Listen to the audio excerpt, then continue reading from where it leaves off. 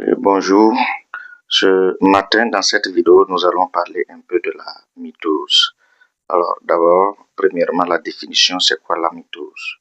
En fait la mitose c'est un processus au cours duquel une cellule mère se divise pour donner deux cellules filles identiques. Et il faut noter que ces deux cellules filles ont le même nombre de chromosomes que la cellule mère ou encore la cellule d'origine. Ça c'est la définition de la mitose. Alors, on appelle le cycle cellulaire. Et le cycle cellulaire est constitué de l'interphase et de la mitose. Et au niveau de l'interphase, nous avons également trois phases. Nous avons la phase G1, la phase S et la phase G2. Donc, cette cellule que nous avons en face de nous est une cellule qui a été vue à l'interphase. Et ici, au cours de cette phase, nous voyons clairement que la cellule est constituée d'un cytoplasme entouré par une membrane plasmique. Donc la cellule est constituée d'un cytoplasme entouré par une membrane plasmique ou membrane cytoplasmique. Et à l'intérieur, nous avons les organites qui sont là. Ensuite, nous avons le noyau qui est délimité par une membrane nucléaire. Et à l'intérieur de ce noyau, nous avons d'abord la chromatine qui est là. Ensuite, à l'intérieur de la chromatine, nous avons aussi le nucléole. Donc jusqu'ici, on n'arrive pas à différencier, à mettre la différence entre les chromosomes. Donc les chromosomes ne sont pas encore condensés. Donc, nous sommes ici à l'interphase. Et je vous ai déjà dit que l'interphase est constituée de deux phases, et de trois phases autant pour moi. Il s'agit de la phase G1, la phase S et de la phase G2. Alors, lorsque nous serons sur la variation de la quantité d'ADN, nous verrons réellement ce qui se passe lors de la phase G1, ce qui se passe lors de la phase G2 et ce qui se passe lors de la phase S.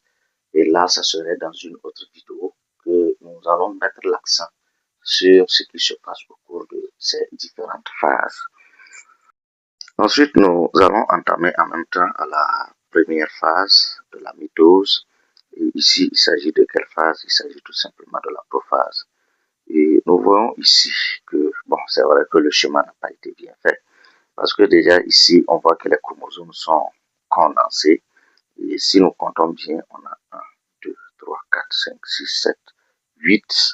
Bon, ce n'est pas bien représenté également parce que on devrait avoir 8 chromosomes.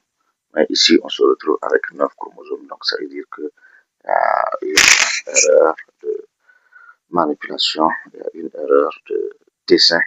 Voilà. Mais il faut voir ici, c'est juste pour dire que les chromosomes sont bien condensés, les chromosomes sont visibles. Et nous voyons aussi que les microtubules se mettent en place. Et il y a aussi également les astères qui sont en train de se mettre en place. Donc, les deux centrioles sont de part et d'autre. Les deux centrioles se disposent de part et d'autre pour favoriser, on appelle.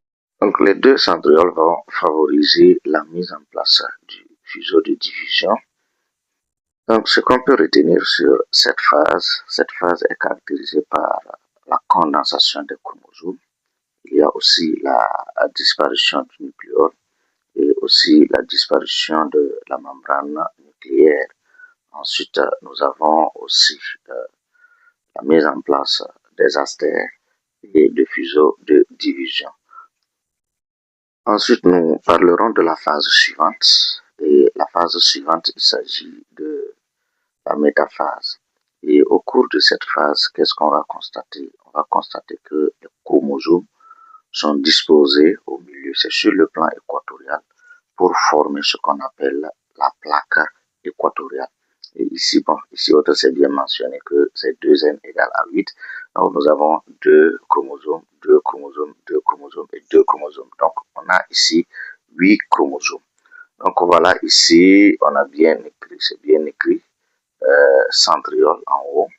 Nous avons les chromosomes qui sont là. Nous avons ici, c'est écrit aussi que plaque métaphasique. Ensuite, nous avons les microtubules. Ce sont les microtubules-là qui vont favoriser, lorsque nous allons voir au niveau de la phase suivante, ce sont les microtubules-là qui vont favoriser l'ascension des chromosomes. Donc, pour les deux premières phases, il faut retenir d'abord qu'au niveau de la prophase, il y a la condensation des chromosomes, il y a la disparition de la membrane nucléaire, il y a également la disparition du nucléole, il y a la disposition des centrioles pour former les astères.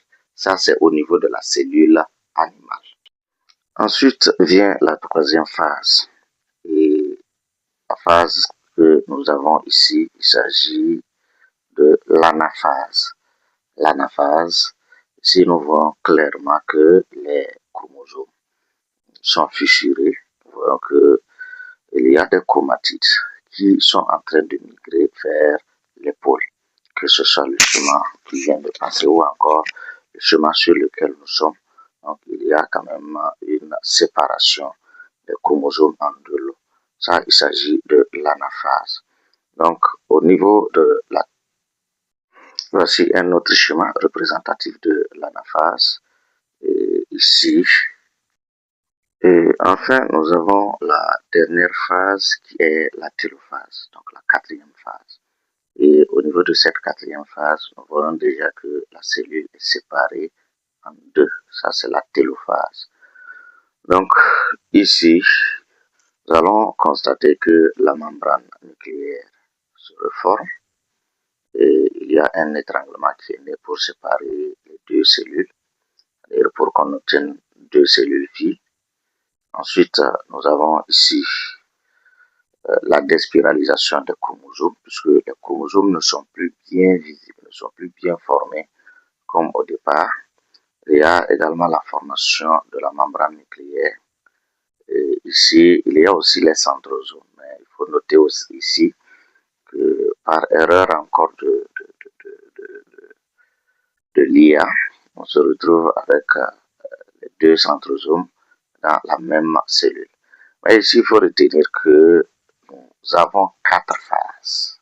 Nous avons la prophase, nous avons la métaphase, nous avons l'anaphase et nous avons la télophase.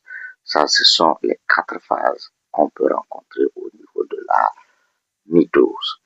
Et la prochaine vidéo, nous allons voir le cas de la méiose. Et après la méiose, nous reviendrons sur la variation de la quantité d'ADN, que ce soit sur la mitose ou encore sur la méiose. Merci et bonne journée à toutes et à tous.